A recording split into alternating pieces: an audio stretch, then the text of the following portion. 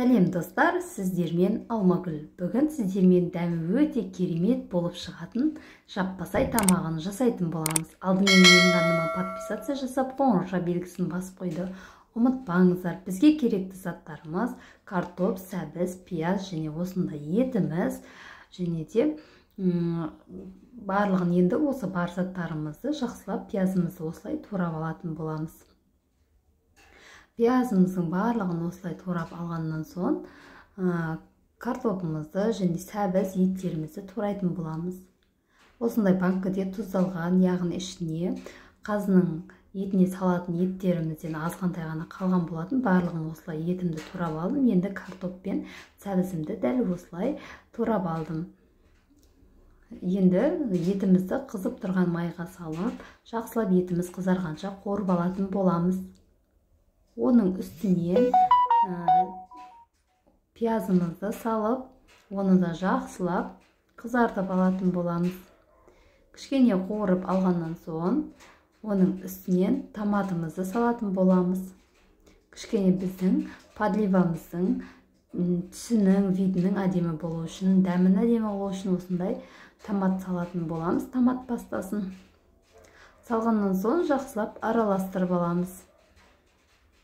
Және енді осы затымыздың үстінен картопымызды және сәбізімізді салып, барлығын бірге араластырып, біраз қуырып, сосын үстінен су құйып,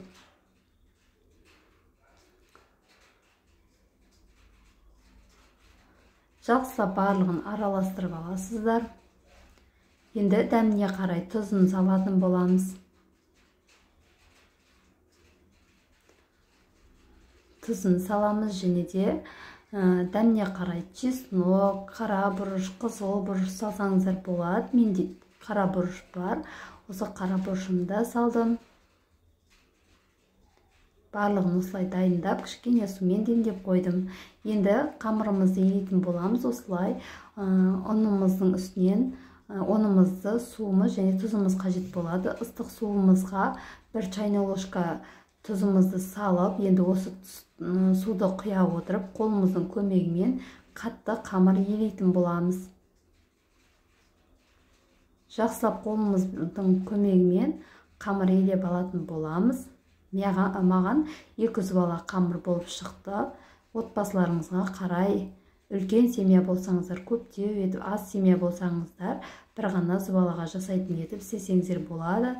Міне менің қамырым дайын. Енді осы қамырымды ортасынан бөліп, біраз уақытқа тұндыруға 15-20 минутқа қойып қоятын боламыз.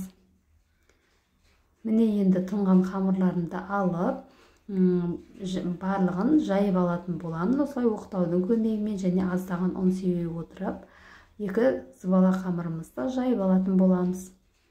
Барлық жайып алған қамырымыздың үстінен осындай сұйық майымызды құйып, қолымыздың көмегімен, не болмаса осындай четканың көмегімен жақсылап барлық жеріне майды тигізіп жағып алатын боламыз. Осылай жағып алған май жағып алған қамырларымызды енді мен дәл видеода көрсеткендей етіп, 5 бармаққа кесетіндей етіп, осылай кесіп дайындап аламыз.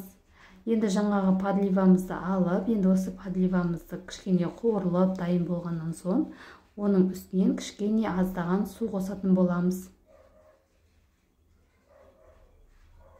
Су құйғаннан соң, енді осының үстінен майлаған қамырларымызды бірінің үстіне бірін майлы жағын төмен қаратып, осылай барлығын орналастырып шығамыз. Бетін жауып 30 минутқа қойып қоямыз. Орташа оттан кішкене төменде болу керек.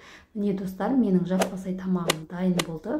Сіздерге менің видеом ұнаған болса, менің арнама подписация жасап және қоңырауша белгісін басып қойды. Ұмытпаңыздар, сіздермен бірге болған Алмагүл.